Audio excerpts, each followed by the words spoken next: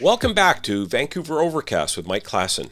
With the 47th annual Vancouver International Wine Festival taking place March 7 to 14th, 2026, and spotlighting France, this felt like the perfect moment to sit down with someone who has shaped Vancouver's wine and cultural landscape for more than 2 decades. Harry Hertscheg is Executive Director of the Vancouver International Wine Festival, widely recognized as Canada's premier wine show and one of the world's leading international events. Over the years, the festival has welcomed hundreds of wineries from around the globe and tens of thousands of participants, consumers, collectors, hospitality professionals, and trade. But Harry's story stretches well beyond wine. He has led and supported numerous arts and cultural institutions in Vancouver, including CiTR Campus Radio at the University of British Columbia, the Vancouver East Cultural Centre, the Vancouver Fringe Festival, and many others across the theater and festival world. His career reflects a consistent thread, building and stewarding institutions that bring people together. Harry and I first met during our university years at CiTR, and we've continued our conversations over the years, including around our informal wine roundtable. So I'm especially pleased to welcome him to the podcast today. Harry, welcome to Vancouver Overcast. Hi, Mike. It's good to be here, and it's great to see you again. Okay, so now you've led the Vancouver International Wine Festival for nearly 25 years. When you look back at that span of time, what's changed most about the job, and what's remained fundamentally the same? Well, what's really changed is wine is constantly evolving. I mean, there's always new vintages. A quarter of the wineries at each year's festival have never been to the festival before. And when you look at the wines being poured in the grand tasting room, 3/4 of those wines are not regular listings at the BC liquor store. They're wines for restaurants or private stores. And we do have a few annual events like the Bacchanalia Gala Dinner and Auction, the Principal's Welcome Lunch, an annual awards show, but the vast majority of events are different every year. So for me, I went to the wine festival for over 10 years before I got this position. And one of the things that kept attracting me to the wine festival is the new wines, there's always different events. And it's something that I love. The nature of change is always constant in the wine world. Then what hasn't changed, I find, is the attention to detail. You know, whether you're working in a restaurant in a kitchen or whether you're working on a wine festival, there's only 52 weeks of the year at the wine festival, and there's well over 100, 200 deadlines. And it's the attention to detail that you need every year so that, whether it's the marketing or the finances or the politics, the board relations, the attention to detail is just constant. And you know that you probably know that feeling as well. You're a councillor at City Hall. Every day matters. What you do each and every hour, what you do in your job every day makes a difference, even though the results are maybe a year away. No, that's thank you very much. That's a great way to describe it. And I would also add the people, the friends that you make, but also the new ones that you also encounter when you're at the International Wine Festival, Vancouver International. It's Van Wine Fest is an important cultural institution, and I'm always pleased that I'm able to participate in it every year. Mike, you made an interesting point. The two things are constantly evolving. Wine is constantly evolving in a bottle. People are constantly evolving as well. So the people and the wine are never exactly the same 2 years in a row. So your career began in arts and culture management, theater, radio, boards, festivals. How did that experience shape the way you approach leading a global wine event? I'm really attracted to creativity. I'm not an artist myself or a theater director. I'm not a chef, but I appreciate what creative people do. Our days at CiTR Radio when I was a station manager, I appreciated the creative energy of the DJs. And at CiTR we had over 100 DJs. And I remember as station manager, someone knocking on my door one day and saying, "Hey, I'd like to become a member." And you never know who's going to become a member. It was a guy named John. And I encouraged him to get involved. I encouraged him to have a show.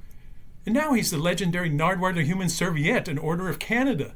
So for me, whether it's wine or restaurants or arts and culture, enabling people to express their creativity, I find really valuable. My father said to me, "Don't you ever work in a restaurant. It's too much work." And it's true. I never saw my dad except Sunday afternoons. And it's probably the only advice I ever followed from my dad, which is, okay, I won't work in restaurants. But you know what? I've always had an appreciation what arts, culture, restaurant people do and how valuable it is in our society. So cultural institutions everywhere these days are under pressure. Funding models, audience behavior, labor costs, sponsorship expectations. Do you see common threads between the arts sector and the wine and hospitality world today? God, when I think about it, it stresses me out. It's not easy. In arts and culture, the tickets don't cover the costs. So there's a lot of fundraising. And arts and culture institutions are registered charities so people can make donations. And there has to be a lot of fundraising. The Vancouver International Wine Festival started out as a fundraiser for the Vancouver Playhouse Theatre Company. A board member said, "Hey, I don't want to do another bake sale or car wash. Let's do a wine tasting and raise some funds for the theatre company."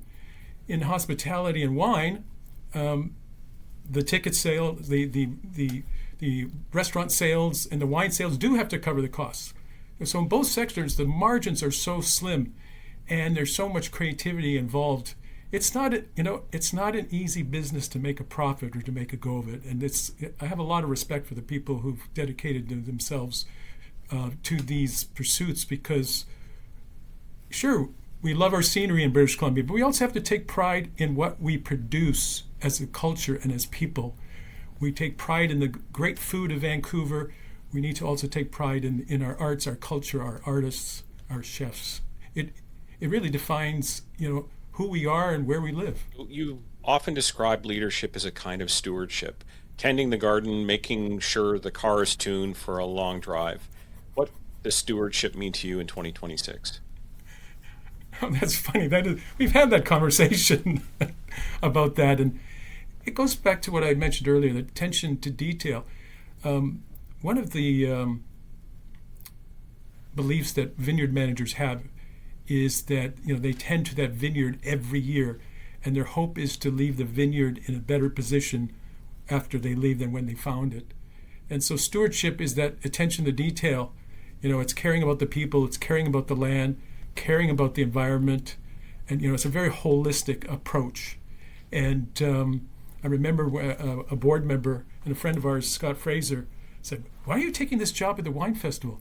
You'll never make the agents happy, and you'll never raise enough money for the theater company." And I said, "Well, if I can make everyone equally miserable, then I'm doing a good job, or equally happy." So I think relationships and attention to detail and believing in the value of what you're doing is important. So this year, the Vancouver International Wine Festival spotlights France, arguably the historical anchor of the global wine world.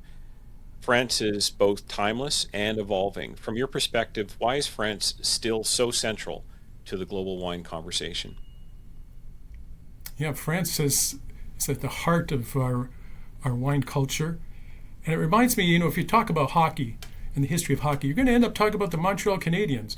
And if you talk about baseball, you're going to talk about the New York Yankees. And if it's World Cup soccer, Brazil, who've won the most World Cups. And so France is that spiritual place. It's not the first place that made wine, but the monks there did a great job of codifying all the steps that needed to make good wine.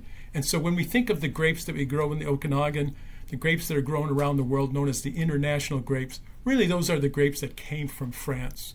So understanding a little bit of what French culture and wine culture in France is about gives us an insight of the value of wine in our own culture and the value of wine that we drink, and we love to drink from the Okanagan and Cowichan Valley and other places in British Columbia. So at the same time, right now, France is experiencing some real pressures. We're hearing reports about declining domestic consumption, export volatility, and climate impacts that are affecting traditional regions.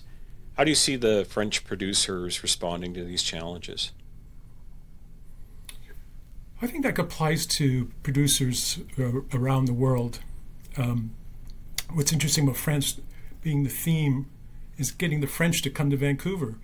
The French producers often don't travel west of Quebec and west of Toronto, so I'm glad we're dragging them all the way to Vancouver. And, there are small producers, medium producers, large producers. The wine industry is a $6 billion business. And so responding, there isn't one answer, one size fits all. You have to know your customers. You have to know your vineyard. What's so fascinating about wine, it's an agricultural product, it's a manufacturing product, and it's a marketing product. And so to be able to make a go of it, it helps. The French have paid off the mortgage generations ago, where our producers today have to keep the bank happy. So it's really knowing your business model, understanding your vineyard, your circumstances, and probably most important is knowing who your customers are. You mentioned bringing France all the way out to Vancouver. For Vancouver audiences, they're going to be attending this year's wine festival, from either casual wine drinkers to serious collectors. What makes engaging with French producers in person different than simply buying the bottle of wine off of a shelf? Yeah, it's buying wine off a shelf is a transactional thing. It's sort of like downloading music. But what's so special about connecting with the producers, and at the wine festival, the owner, the winemaker, a senior representative has to be there to pour their wine and tell their story. So it's like going to a music concert and getting to hang out and chat with the band. My first wine festival, when it was at the Hyatt, way back in 1987, and I'd been taking a wine course with Michael Willingham, one of the legendary importers, who was the inspiration when he got injured in a car accident for the BC Hospitality Foundation. And one of the things he said is, "Harry, you seem to like wine." I was taking an appreciation course in the evenings at King George High School at the time, my high school that I attended. And he says, "Harry, you seem to you like this wine thing. What you should do is go to this Vancouver Playhouse International Wine Festival." I thought, what's that? I have never heard of it. I followed his advice. I went to the wine festival. It was at the Hyatt. And I was walking around the room, tasting wine samples. That was great. And then I came across this table. And it was a winery from Lebanon called Chateau Moussard. And I thought, what is going on here? I can go to this event and taste a wine from Lebanon. And behind that, and it was the winery Chateau Moussard. And behind that table was the legendary Sergei Hochar, like one of the legends of all time in the wine industry, the Robert Mondavi of the Middle East. And he told about, the struggle of his winery making wine for generations and generations in war-torn Bekaa Valley.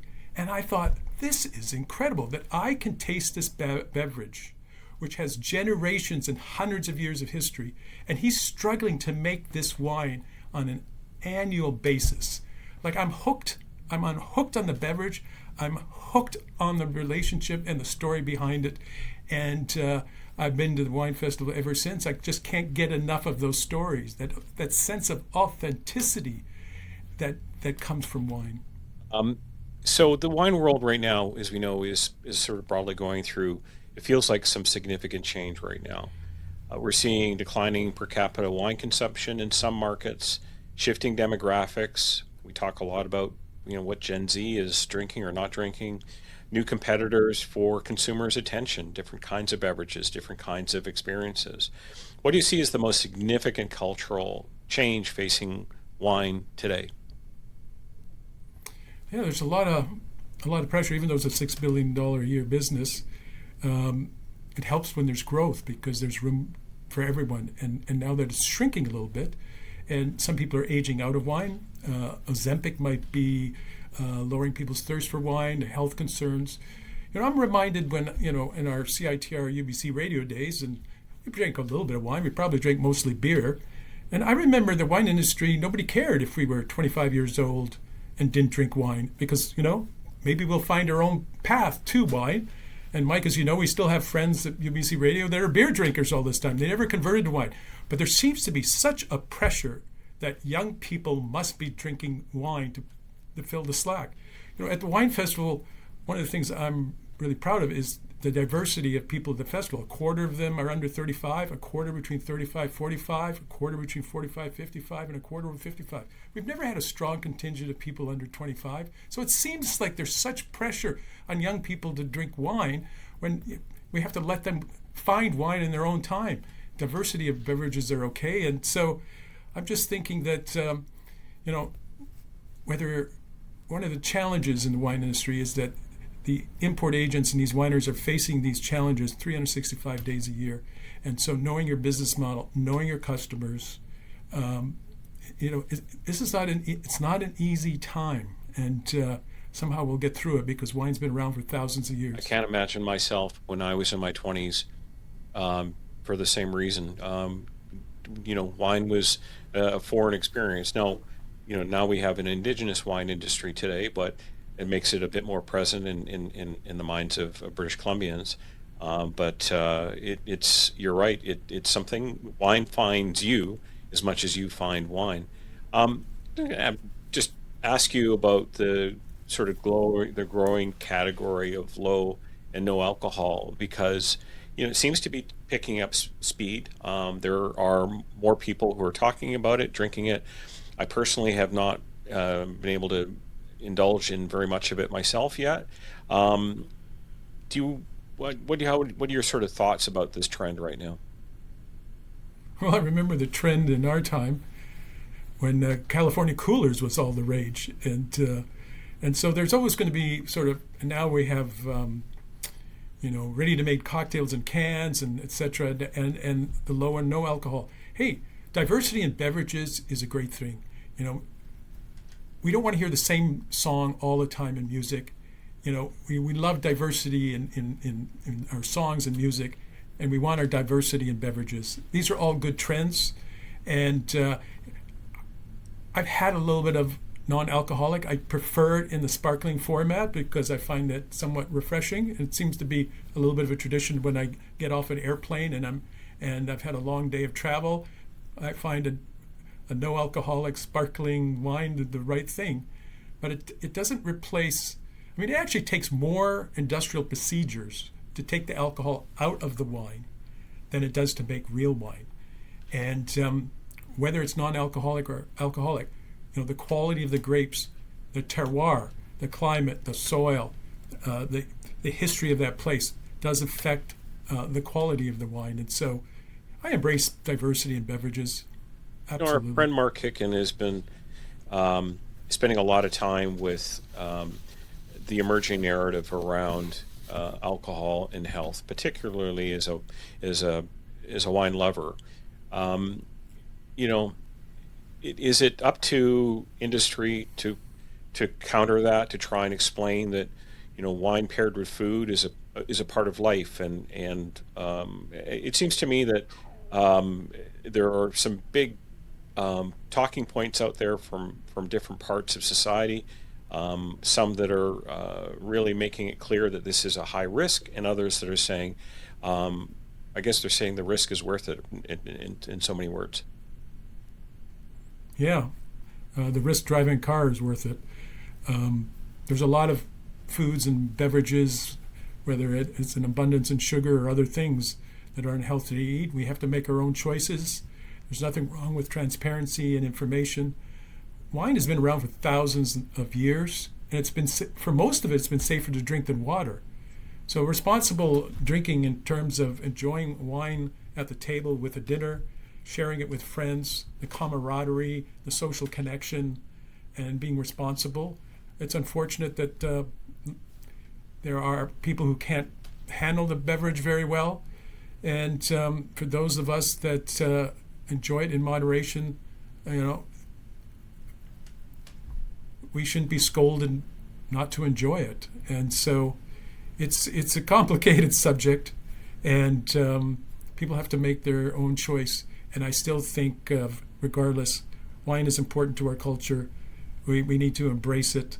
And also, we celebrate it with our wineries from the Okanagan, and that's a good thing. So, Harry, the festival has always positioned itself as international with 113 wineries, 14 countries this year. But its roots are deep here in the city of Vancouver. What role does the festival play in Vancouver's cultural and economic ecosystem, in your view? It has a spotlight on our hospitality industry. We have an awards lunch celebrating quality wine programs. One of the things that's unique about Vancouver and why we have this great wine festival is when we look at Vancouver as a marketplace, it's the first international export for California wines. And that's why in 1979, when the festival started, we started with one winery, Robert Mondavi Winery.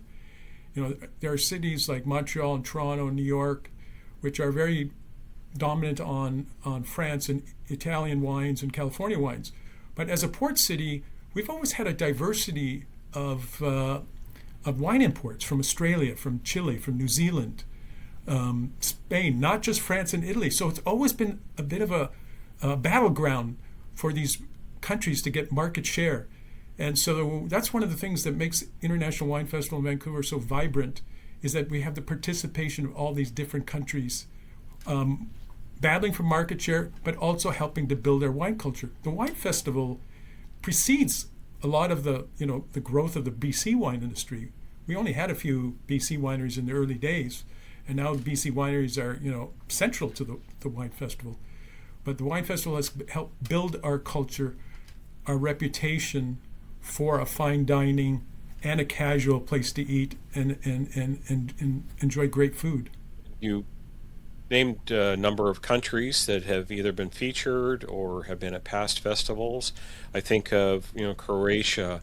We've had Romanian. I've tasted some Mexican wines that are grown in Baja, and it is truly something to explore the world by and being able to find it. And I know that locally, I know that in the past that the wine festival has featured Oregon in Washington wines in a sense of regional sovereignty and connectedness that we have here with British Columbia. So again, these are the only kinds of opportunities that you can really experience when you come to the Vancouver International Wine Festival, is to have that kind of global opportunity. We love to travel. And travel creates memories that last a lifetime. And so at the wine festival, you can go to the grand tasting room for a couple hours and go to, one of the things I suggest to people is go to a winery table from each of the 14 countries. It's like traveling the world. I mean, where else do you get an opportunity to do that? And every bottle that you were able to sample is available for sale on the on-site BC liquor store. It's an opportunity that this kind of event, both for trade and consumers, doesn't actually exist anywhere else. This is something that we've built in Vancouver that is unique, and it's something that we need to celebrate and make sure that we attend and support every year. And it's a credit to you, your team, your sponsors. It's always lovely to hear from Christopher Gaze at the Festival Toast. Always great to hear from Vancouver Sun, who have been alongside with the festival for a long time. We've really built something important in Vancouver, and I think it's important to recognize that. The hospitality sector has really been through just a real roller coaster ride over the last several years. Pandemic disruptions, supply chain challenges, and other cost pressures. How important is it for downtown Vancouver to host global gatherings like the Vancouver International Wine Festival? It's really important. We have to celebrate our region. We have to celebrate our community, our city. We have a partnership with StayVancouverHotels.com, where when you stay in a hotel, you get a free ticket. And so what we're trying to do is, why travel to the wine festival, sample all those wines, and then have to go home at night? Whether you're from Vancouver or Metro Vancouver, Fraser Valley, or the Okanagan, Vancouver Island, or outside of British Columbia, the U.S., come to Vancouver, stay in a hotel, eat in our restaurants, enjoy our hospitality, enjoy the beautiful scenery around the convention center, and attend the wine festival and sample wines from 14 countries. Why wouldn't you do that? For a weekend? Hey, if if you have 2 nights in a hotel, you get 2 free tickets. It's just a great way to highlight Vancouver and then have an enjoyable weekend. I mean, tourism is important to our economy. That's just, that's natural resources as well. But as we mature, the events we produce, the meals we make, the art we produce become more and more important. Absolutely.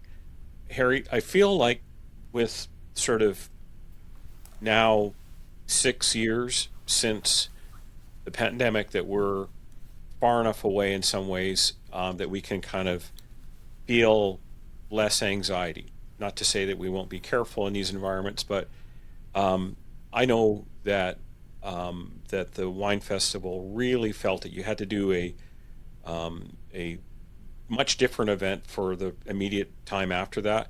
But leading up to it, in that dreadful time in 2020, what do you remember about that time?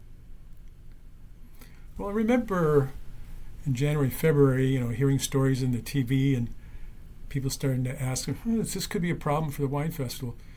But as I mentioned earlier, one of the things that's so important is attention to detail. So during Festival Week, because we produce over 50 events, and the average person, according to our surveys, goes to 1.8 events. So it doesn't matter what happens. Each event needs to be produced to the best that we can. And basically, until the people in spacesuits come and drag us away, we're going to put on the best wine festival ever. And that means producing those 50 some odd events. It's like producing 50 weddings in 1 week. Every wedding matters. Every groom and bride matters. The guests matter. And I just remember I didn't watch the news during the week. I just head down, do the best we can. And then I remember waking up on the Saturday during Festival Week and hearing the news that Pro Wine in Dusseldorf, Germany, one of the biggest wine shows in the world, got canceled. And I thought, oh my goodness, thank goodness we're getting to the finish line. And then on Monday morning, I woke up with relief, like, oh my goodness, what is happening in this world? And it was only a couple days after the wine festival ended that the dental conference happened. And they had the unfortunate outcome of one of their attendees passing away from COVID. And I remember thinking, oh, what a relief that we got through this unscathed. I mean, there was a couple principals couldn't make it. But then I realized, I read the news, that symptoms can last for a week or 2. And I thought, oh no, I have to wait another 2 weeks to feel the relief of getting through this. And then, of course, we're just so lucky to get through it. We only missed 1 year. And in 2021, we did an online auction that was quite successful. And then we were able to come back in 2022. And rather than having the festival in February, we needed to stay away from the winter months because we wanted to lower the risk of being canceled. Because a yearly event, the amount of overhead that you have to spend to be ready for an event, you can't cancel it. It could bankrupt you. But in 2022, we did the wine festival in May, and then 2023 we did it in April, and we cautiously made it back to February. This decade is full of challenges and tough times. That's for sure. Well, it's not funny. But I think that, and I, always try to see the glass half full, so to speak. There were some changes that were made around, dealing with, spitting and emptying your glass and things that were permanent changes that were made to the festival, just as a result of that concern around the closeness, the potential for spreading something that we don't know. But I think in those ways, I see it as was a positive in many ways. Yeah, we're always learning from our challenges. But I'm also amazed how resilient we are. And, once a challenge is in the back of our mind, our instincts sort of come back. And I'm finding people, want to connect and be with other people. There's going to be some people that are going to remain cautious.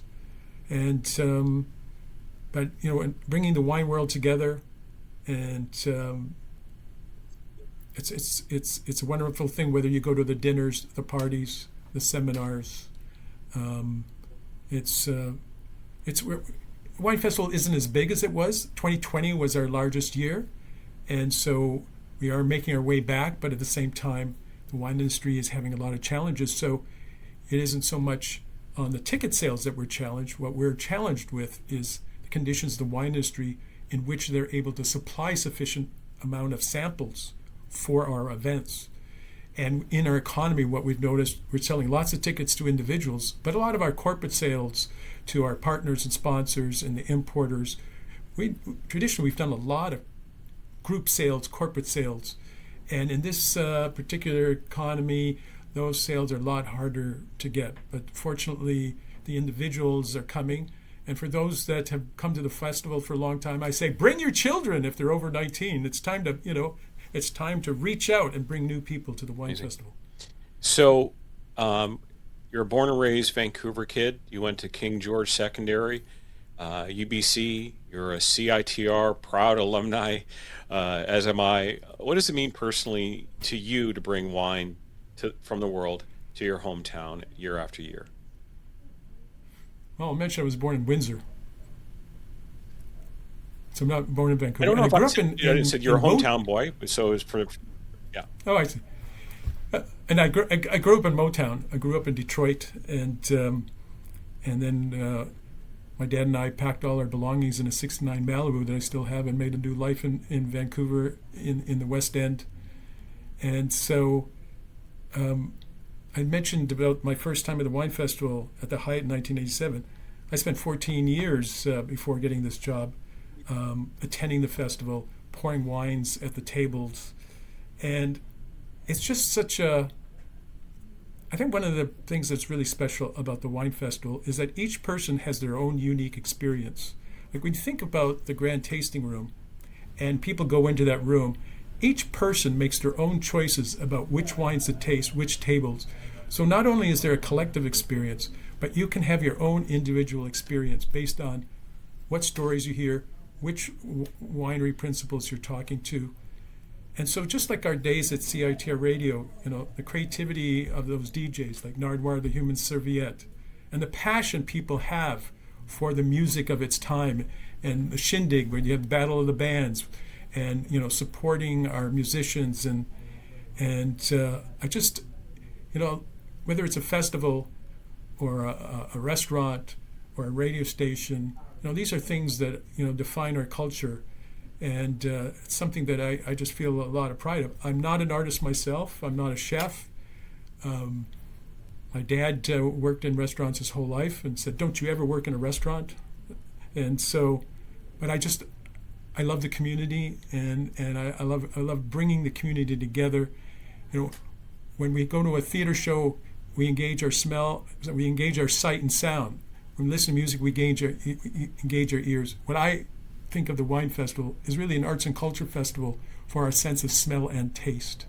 And really, it's you don't need to know a lot about wine to smell and taste wine. When you listen to a song, nobody says, "Oh, don't play me that song. I need at least a one-page summary of what that song is about before you play it." But sometimes people go, "What do I need to know about this wine before I taste it?" No, just relax, smell the wine, take a look at it, smell it, taste it. What does it feel like? It's an enjoyable thing, and you don't have to swallow it. It's amazing how much joy you get just by tasting the wine. You've advanced your wine credentials from around the world, a French wine scholar, a DIP WSET, CWE. After decades of study, what still surprises you about wine? Well, there's a saying, the more you know about wine, the more you realize what you don't know. I mean, wine is constantly changing. I mean, those grapes, it's an annual production. So each year, terroir, the conditions of the climate, the weather, the soil, each vintage is different. And then when you put wine in a bottle, it's constantly changing. And so it's, in my position, it helps to know a lot about wine in order to sort of develop, 50 different events. But it's just, whether it's music or art or theater or wine, it's constantly changing. And maybe that sounds intimidating to some people, but I embrace the change. I embrace the evolution of how each vintage is different, and there's always new grapes, and there's always new regions and new producers, and it's just such a fascinating field. And it's just a beverage, but what a beverage it is. Well, thanks, Harry, for taking us through a bit of this journey here. Let's talk about the 2026 festival. What are some of the highlights that people can look forward to next week? We'll be in the East Building under the sails. We have 14 countries. We have quite a lot of sake from Japan, wines from Croatia. We have a couple of wineries from Romania. France is our theme, of course. So it's just the explosion of wine in that room. And also, one of the things that we're struggling with is event costs are going up faster than we can pass on the ticket price. So we're trying to create new partnerships. So we have a new partnership this year with LaSalle College, where we partnered with the hospitality division and culinary division. And not only are we partnering with the school to help give us affordable costs, but we're also wanting to influence the next generation of hospitality and culinary professionals, help them learn how to put on events. And we have an event there featuring French wines and French dishes at LaSalle College. So it's going to be an amazing couple hours, a lively lunch on Saturday, March 14th. And what a great way to enjoy a couple hours of French food and French wines. So we have special events. Everything is at vanwinefest.ca. And of course, there's that grand tasting room on the Thursday, Friday, Saturday evenings, plus Saturday afternoon. It's a great time to shop in the on-site liquor store. It sounds like through the Vancouver International Wine Festival, you and all the people you work with are building a real legacy, especially when you talk about, the people who will emerge out of our wine and culinary scenes locally. So that's something to really, I think, look back as a point of pride. Thanks, Mike. Always enjoy seeing you at the Wine Festival. And we also have our Wine Roundtable group where we get to discuss these issues on an ongoing basis, because it's just, wine isn't just a nostalgic thing, and it's not just about a future thing. The Wine Festival, having a good meal, being with friends, it's about being in the moment. And it provides you with kind of a snapshot in time of where you're at and a reminder that how important it is to live and have a life worth living. Harry, I look forward to those conversations. And again, thank you for building, again, a great cultural institution in the city of Vancouver, and one that will continue on and has left an important stamp on the city. And so, again, look forward to being at the festival, look forward to wrapping up and talking about what we saw, tasted, heard, and again, thanks a lot, and good luck with the 47th annual Vancouver International Film Festival. I stand on the shoulders of the people before me, and I don't want to disappoint them. And we've got a lot to look forward to, and we'll see everyone at the Fantastic. Wine Festival. Harry, thanks a lot. It's always a pleasure to continue these conversations and to do so in a way that I think gives listeners a deeper appreciation, not just for wine, but for the work of building and sustaining cultural institutions over time. The 47th annual Vancouver International Wine Festival runs March 7 to 14, 2026, with France in the spotlight, bringing the global wine world once again to Vancouver. If you enjoyed this conversation, make sure to subscribe to Vancouver Overcast with Mike Klassen on Spotify, Apple Podcasts, and YouTube at Overcast YVR. And don't forget to follow us on Instagram, Facebook, X, and LinkedIn for updates and behind-the-scenes content. Thanks for listening, following, and sharing. We appreciate your support, and we'll see you next time.